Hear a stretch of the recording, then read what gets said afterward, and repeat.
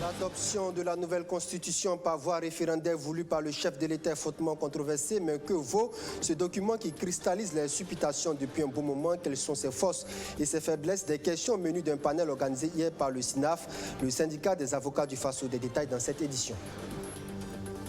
L'ODJ, l'Organisation démocratique de la jeunesse, était hier face à la presse pour dénoncer une cabale juridico-policière contre certains de ses membres. Ils seraient victimes d'intimidation et l'ODJ tient l'opinion à témoin de ce qui se trame contre la structure. Voici pour le sommaire. Bonjour et bienvenue à toutes et à tous. C'était une promesse du chef de l'État. Elle est en passe de devenir réalité. L'adoption de la nouvelle constitution qui consacre le passage de la 4e à la 5e République est presque acquis. Seulement son adoption par la voie référendaire voulue par le président du Faso est diversement appréciée. Le SINAF, le syndicat des avocats du Faso, lui se penche plutôt sur le contenu du document. Il a analysé ses forces et ses faiblesses au cours d'un panel. Le compte rendu d'Hassène Konditamdi. L'avant-projet de constitution soumis au débat ce 21 mars à Ouagadougou. Pour en discuter, deux membres de la commission de rédaction sont au présidium, le docteur Abdoul Karim Saïdou et maître Batibé Benao. La constitution qui va bientôt être adoptée comporte des avancées majeures. Les comptes de l'Assemblée nationale, par exemple, vont être soumis au contrôle de la Cour des comptes. Le mandat des députés va être limité à 2 et les textes régissant le fonctionnement de l'armée vont passer devant le juge constitutionnel. Les textes régissant l'armée vont désormais relever d'une loi organique. C'est-à-dire que ce sont des textes qui vont être obligatoirement contrôlés par le juge constitutionnel, y compris pour ce qui concerne les textes relatifs à la justice militaire. Et ça me paraît extrêmement important en termes de portée, pour qu'ils puissent s'assurer que ces textes-là ne violent pas les instruments internationaux en matière de droits humains, en matière de justice auxquels le Burkina Faso a souscrit. L'avant-projet de nouvelle constitution connaît également des faiblesses énumérées au cours de ce panel. Le document maintient en l'état des institutions comme le Conseil économique et social et le médiateur du Faso, des institutions dont l'utilité reste à prouver selon Abdoul Karim Saïdou. L'autre point faible de ce projet, c'est qu'aucun contenu n'a été donné à la laïcité, alors que le Burkina Faso se définit comme étant un État laïque. Une composante de la commission avait souhaité qu'on ait un débat de fond pour donner un contenu à la laïcité. Parce que vous savez qu'il y a plusieurs modèles de laïcité dans le monde. Quel est le modèle de laïcité qui nous convient au Burkina Faso? À mon avis, on n'est pas allé au fond de cette question parce que beaucoup de membres de la commission avaient estimé que c'était mieux de garder le statu quo. Donc, c'est des questions qui sont considérées comme tabous. Sur la question de la chefferie traditionnelle également, les membres de la commission ont eu du mal à accorder leur violon. Conséquence, les chefs coutumiers restent sans statut, à part une simple mention dans le préambule. La question a été soulevée de savoir est-ce qu'il ne faut pas profiter justement de la réforme pour régler cette question définitivement au niveau de la Constitution, notamment l'idée d'avoir un statut de la chefferie coutumière, comme cela a été revendiqué, proposé par divers acteurs depuis des années. Là également, si vous regardez le projet de Constitution, c'est le statu quo. Voilà. Il n'y a pas eu de changement majeur, en tout cas à ce niveau-là. Nous avons toujours l'évocation de la chefferie dans le préambule, ce qui a été inséré dans la réforme de 2012. La nouvelle constitution connaît également des révolutions au plan judiciaire. Sur ces points, c'est maître Batibé Benao qui a entretenu l'assistance. L'une des réformes majeures, c'est la possibilité pour la chambre criminelle de juger les responsables de haut rang, comme les ministres, tâche qui était jusque-là exclusivement réservée à la Haute Cour de justice.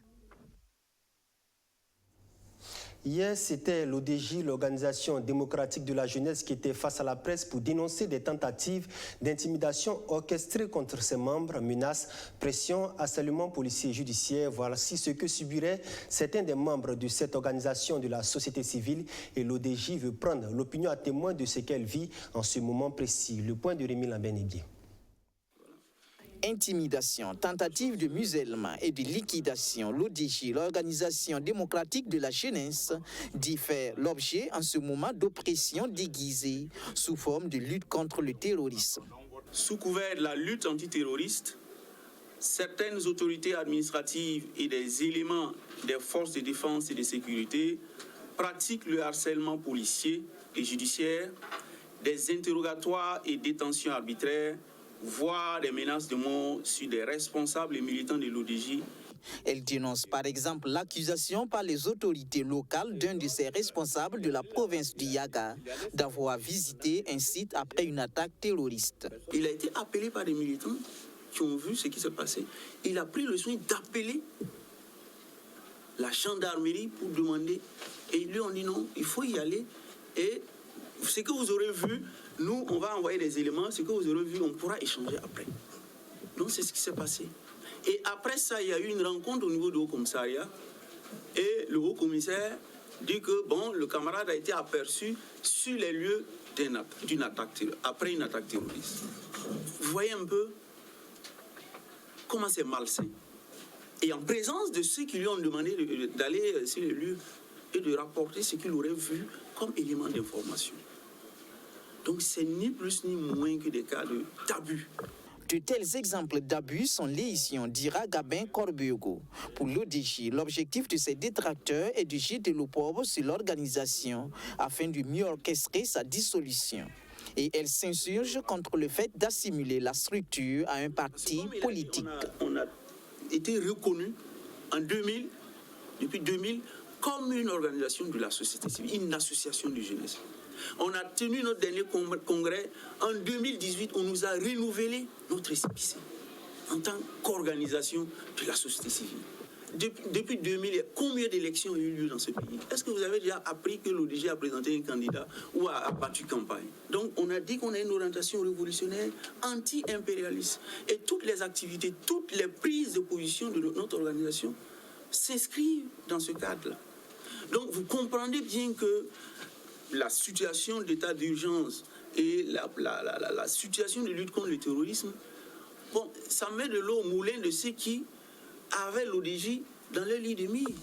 Le fait de travailler et éveiller les consciences des populations, le fait de diriger, d'organiser, de mener des luttes autour des préoccupations des populations, ça ne plaît pas à certains responsables. L'ODJ a tenu à rappeler aux autorités administratives et militaires la nécessité de se montrer protecteur des populations pour espérer obtenir leur confiance et pleine collaboration.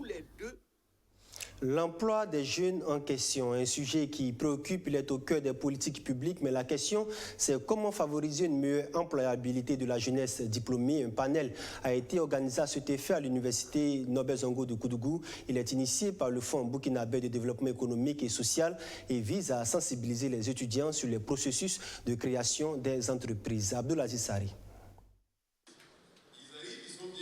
Amphithéâtre Pessu de l'université de Koudougou. Étudiants et chefs d'entreprise sont face à face. Inadéquation formation-emploi, le système éducatif burkinabé est accusé.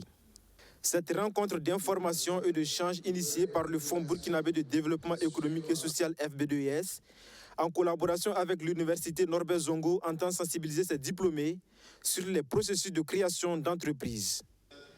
L'auto-emploi est ainsi encouragé. Donc l'engagement aujourd'hui, c'est de venir faire d'abord la promotion de l'auto-emploi auprès de la jeunesse. Vous savez qu'aujourd'hui, l'une des difficultés rencontrées dans nos pays de façon générale, c'est bien l'emploi des jeunes, surtout des jeunes diplômés. Donc de ce fait, notre engagement aux côtés de l'université de Ouaga, c'est de semer l'espoir, de semer surtout l'esprit d'entrepreneuriat, cette graine entrepreneuriale auprès des jeunes, auprès des étudiants de l'université. Tour à tour, les entrepreneurs et anciens start-upers se succèdent au parloir pour partager avec les étudiants leur expérience, mais aussi leur histoire. L'histoire de leur début dans les affaires. Des discours qui galvanisent. Vraiment, ils nous encouragent donc à nous lancer dans l'entrepreneuriat.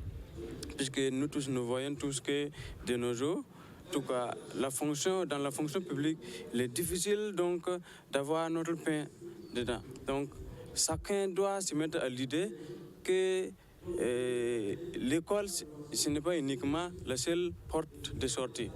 Il y a également d'autres portes de sortie, voilà, notamment au niveau de l'entrepreneuriat. Cette journée start-up est une première à l'université Norbert Zongo. Occasion pour l'institution de procéder au lancement de son incubateur d'entreprise et à la mise en place de son cadre de concertation pour la promotion des relations université-entreprise. L'incubateur d'entreprise doit agir sur différents fronts. pour justement permettre l'auto-emploi des jeunes sur différents fronts, parce qu'il y a une dimension sensibilisation, comme je le disais tout à l'heure. Il y a aussi une dimension formation. La formation va au-delà de la sensibilisation, parce que c'est la formation qui va donner aux jeunes les rudiments, les mécanismes, la procédure de création donc d'une entreprise. Et ça, c'est un front qu'il faut développer. Alors, l'autre front qu'il faut développer, c'est qu'on puisse permettre justement de détecter les bons projets, d'accompagner ces projets-là à mûrissement, de les accompagner à pouvoir être soutenus financièrement et à pouvoir se déployer. Environ 1000 étudiants ont pris part à cette rencontre. Les porteurs de projets innovants bénéficieront d'un financement du FB2IS à hauteur de 50 millions de francs CFA. Une invitée dans ce journal. Nous recevons pour vous Madame Moudibat Daouda Koudjo. Elle est rédactrice en chef de Kidizmag et Minizmag. Elle est présente sur ce plateau pour nous parler d'un panel qui aura lieu ce soir même, un panel organisé par Téminéis Média sur l'éducation et qui se tiendra autour du thème « Quelle école pour l'avenir de nos enfants ?» Quel avenir pour l'école de nos enfants. Bonjour Madame, bienvenue sur ce plateau. Merci, bonjour. Alors, c'est l'association organisatrice de cette activité, ce panel de ce soir. Est-ce qu'on peut en savoir davantage? Téminéis Média. Eh bien, Téminéis Média, ce n'est pas une association, c'est une entreprise. Okay. C'est une entreprise, une agence d'édition qui est spécialisée dans la formation, dans l'éducation, jeunesse surtout, et dans la presse spécialisée jeunesse. D'accord. Donc, on voit que vous faites de l'éducation des enfants votre cheval de bataille. Et pourquoi ce choix-là précisément? Effectivement, nous sommes comme toutes les entreprises, une entreprise qui veut avancer, qui veut faire du chiffre d'affaires et des bénéfices, mais on est avant tout des personnes, en tout cas pour les personnes qui ont créé, qui ont fondé Téminéis Média il y a 2 ans, on est des personnes qui sommes préoccupées par l'avenir de nos pays africains, l'avenir de nos enfants. Donc c'est tout à fait volontairement que nous avons retenu le cadre de l'éducation, de passer par le biais de la lecture pour transmettre des choses essentielles aux enfants. D'accord. Et ce soir, vous organisez un panel à ce propos autour du thème « Quelle école pour l'avenir de nos enfants et quel avenir pour l'école de nos enfants ?» Déjà, on a 2 sous-thèmes dans un thème. Quelle école pour l'avenir de nos enfants? Qu'est-ce que ça dit? Eh bien, au vu de ce qui se passe aujourd'hui à l'école, beaucoup de parents, d'enseignants se plaignent que le niveau n'est plus bon. Mais pourquoi n'est-il plus bon? Quand il était bon, que se passait-il? Aujourd'hui qu'il n'est plus bon, que se passe-t-il? Aujourd'hui, on assiste à des scènes où des parents ou des enfants agressent des enseignants, où des parents vont agresser des enseignants au nom de leurs enfants. On assiste aujourd'hui à des scènes où des enfants, c'est-à-dire des mineurs, encore sous la responsabilité de parents, prennent la responsabilité d'aller détruire des biens publics au vu au su de tout le monde et personne ne réagit. Nous ne sommes pas d'accord. Et vous imputez la responsabilité de tout cela à qui? Au pouvoir politique? Là, évidemment, c'est des enfants dont on parle, donc c'est une responsabilité partagée. Et donc, il n'y a pas de juge et de parti aujourd'hui. Il y a beaucoup de questions qui se posent et nous voudrions partager ces questions. Parce que se taire, ça voudrait dire que nous sommes d'accord. Mais non, nous ne sommes pas d'accord. Et nous ne sommes pas les seuls, heureusement. C'est pour ça que nous associons plusieurs personnes pour prendre la parole aujourd'hui sur ce panel qui va avoir lieu au CBC, au Conseil burkinabé des chargeurs à 18h. Comptoir burkinabé des chargeurs. Comptoir burkinabé des chargeurs à 18h. D'accord. L'autre volet de ce thème, c'est quel avenir pour l'école de nos enfants? Eh bien, si l'école telle qu'il est aujourd'hui continue d'être ce qu'il est, la réponse à la question quel avenir, elle est simple. Ce serait seulement aller droit dans le mur. Ça veut dire qu'il faut réfléchir sur l'éducation, qu'il faut réfléchir sur la communication, qu'il faut réfléchir sur comment transmettre ce qui se transmet à l'école et ce qui devrait se transmettre à la maison. C'est tout à fait l'objet de la rencontre de cet après-midi. Alors, et qui seront les panélistes à cette activité de ce soir? Il y a 4 personnes, un monsieur et 3 dames. Il y a monsieur Togoini Aruna, qui est enseignant et qui est aussi le fondateur d'écoles primaires, privées et d'écoles supérieures également, Excel, soit dit en passant. Le fondateur de Marie Curie, c'est ça? Exactement, Marie Curie et Excel, exactement. Il y a également madame Nadia Adanlé, qui est chef d'entreprise et parent d'élèves, qui est là à ce titre pour porter la parole de tous les parents qui ne peuvent pas évidemment être sur le podium ce soir. Il y aura également Mme Karidi Adramé, elle est psychologue, tout à fait engagée dans l'aide aux familles et aux enfants pour mieux comprendre qui ils sont et se prendre en charge par rapport aux autres et à la société, et surtout au niveau de l'éducation. Et puis il y a moi-même, je suis communicatrice spécialisée presse jeunesse, et comme vous le disiez, rédactrice en chef des magazines Kiddies Mag et Minis Mag. D'accord. Et qui sont attendus à ce panel, les participants? Vous voudriez que ce soit qui, les parents d'élèves, les élèves eux-mêmes ou les autorités politiques? Tout le monde, absolument tout le monde. Vous voyez, dans cette histoire de l'éducation et surtout de l'avenir et de nos enfants, nous avons tous été des enfants. Aujourd'hui, nous sommes parents et ça concerne tout le monde. On invite les parents, les enseignants. L'entrée est libre et gratuite. Donc les parents, les enseignants et les élèves également. Parce qu'en réalité, l'idée, c'est de jeter ensemble les bases d'une réflexion qui ne devrait pas s'arrêter à la rencontre d'aujourd'hui, mais qui devrait pouvoir continuer de sorte que chacun apporte sa part. C'est une histoire commune, c'est une cause commune, et il faut que nous portions ensemble cette charge qui est la nôtre. D'accord. Ce sera peut-être votre mot de fin. On va peut-être rappeler l'heure de l'activité pour les téléspectateurs qui nous suivent. Ok, chers téléspectateurs, cet après-midi à 18h, au comptoir burkinabé des chargeurs, aura lieu ce panel sur l'éducation. Quelle école pour l'avenir de nos enfants et quel avenir pour l'école de nos enfants? On vous y attend tous très nombreux.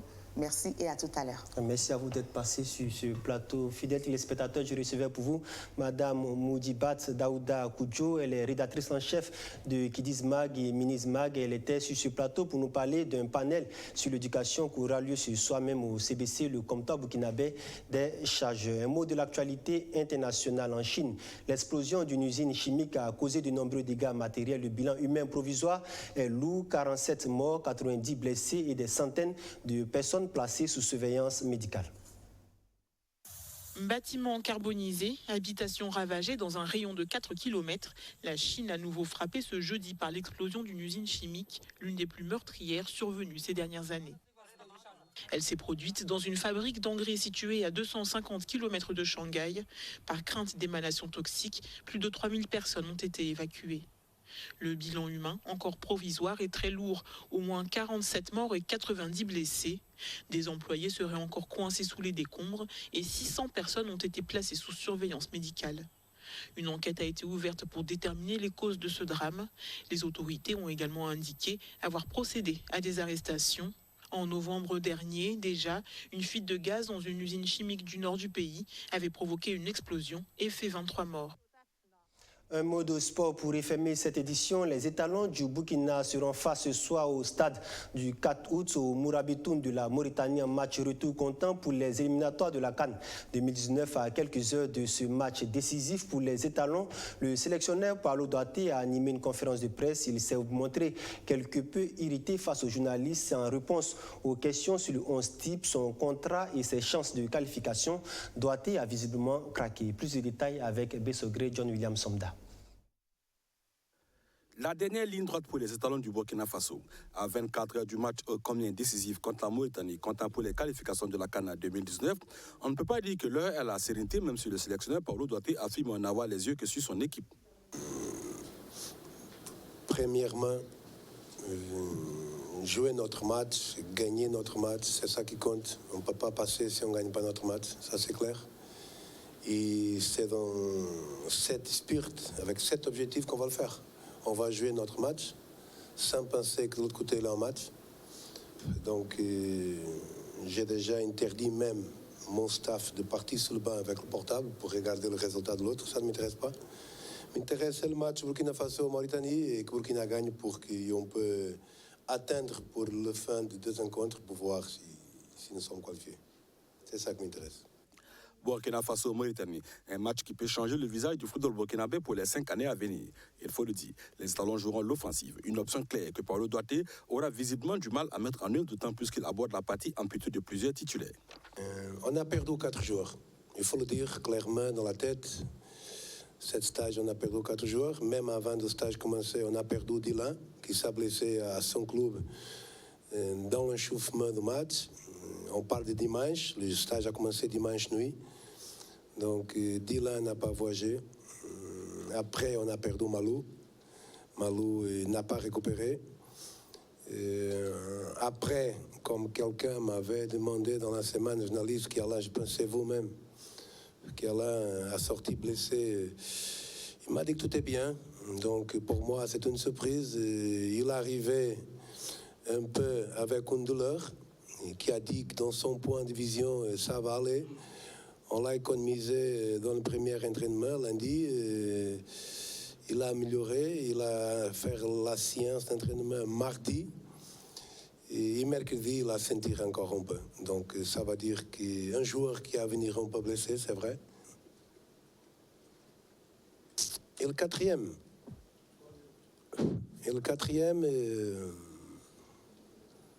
Malheureusement, on parle de Bertrand Traoré. Gagner, ce n'est pas que cela. Le Burkina Faso doit espérer que l'Angola n'en fasse pas de même à Francistein au Botswana. Un véritable casse-tête pour les supporters des étalons et les sélectionneurs. Face aux critiques lui reprochant de n'avoir sélectionné que des joueurs à court de forme, Douarté se défend. Le Burkina Faso n'a pas mieux que des garçons comme Préjus Nakoulma, Alain Traoré et Aristide Dabansé. Mon cher, cette équipe, 60% ne joue pas au club. C'est pas Koné seulement. Koné n'est pas titulaire, Steve n'est pas titulaire, Bayala n'est pas titulaire, Abou n'est pas titulaire, Bano n'est pas titulaire. Il a trop de joueurs qui ne sont pas titulaires. Donc si on va voir qu'il joue ou ne joue pas, il n'a pas une équipe pour inviter. Mais pourquoi vous l'invitez? Parce qu'on est meilleur. On n'a pas meilleur. On n'a pas meilleur. C'est la réalité ou non? C'est la réalité. Des joueurs arrivés blessés, des garçons à court de forme, des arguments qui font office de mea culpa avant l'heure, mais qui ne passent pas aux yeux des journalistes. Une attitude que Paulo Douarté refute avant de faire monter la tension dans la salle. Son 12e option dans l'équipe Ligue 1. Bonjour. Oui. Vous avez cité des joueurs qui sont en Ligue 1 et qui ne sont pas titulaires incontestables. Oui.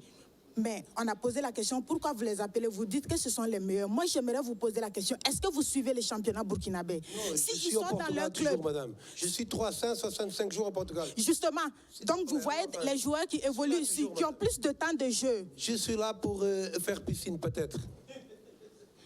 On a des joueurs ici qui ont plus de temps de jeu. Si vous allez au stade avec moi, vous me regardez là-bas, madame. Si tu veux rentrer dans une question qui t'intéresse à toi, moi je ne vais pas te répondre. Non, moi je ne vais pas te répondre. Et football qu'on parle, c'est pas d'autre chose. C'est football Burkina Faso. On parle de Burkina Faso. C'est l'avenir du Burkina qui intéresse. Avec ou sans des joueurs cadres, Douarté et les étalons se doivent de remporter au moins le match face à la Mauritanie pour sauver ce qui reste de notre 3e place en 2017. Tout résultat autre qu'une victoire, synonyme d'élimination directe, pourrait inéluctablement sonner le glas des ambitions de longévité de Douarté à la tête des étalons du Burkina Faso. Bonne chance et du courage aux étalons pour le match de ce soir. Voilà qui referme cette édition. Merci à tous de l'avoir suivi. Je vous retrouve demain pour de nouvelles actualités. Bon début de week-end sur BF1.